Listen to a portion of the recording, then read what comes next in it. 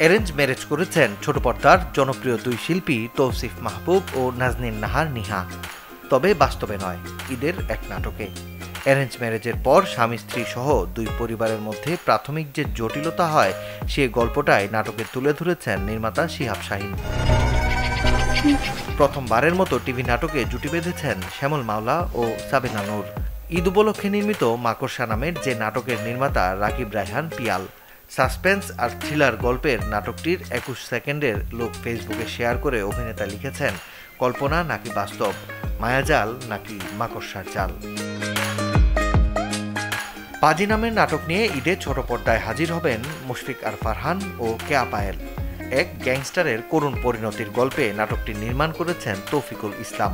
জানা গেছে পুরো নাটকটির গল্পই আবর্তিত হয়েছে বাজি ও বাজিকরের জীবনের সাথে প্রেমের গল্পে।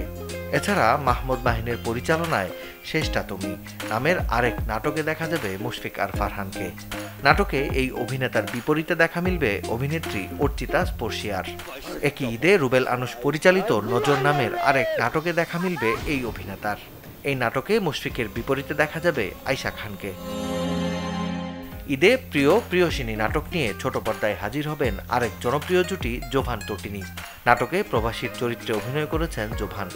মূলত এই প্রবাসীর পারিবারিক বিয়েকে কেন্দ্র করে গিয়েছে প্রিয় প্রিয়সিনী নাটকের গল্প।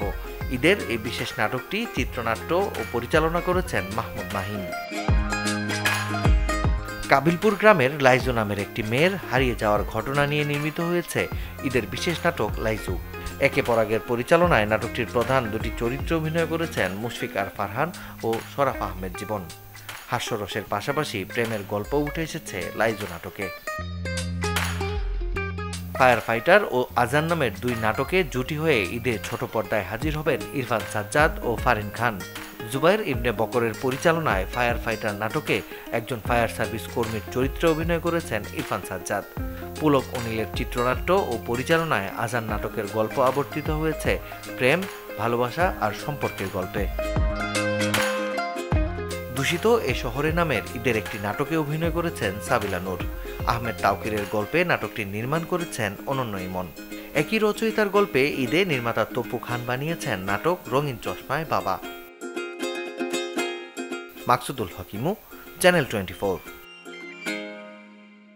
উৎসবে খুশি হবে নগদে বেশি, কারণ ঘন্টায় ঘন্টায় আছে গিফট জেতার সুযোগ।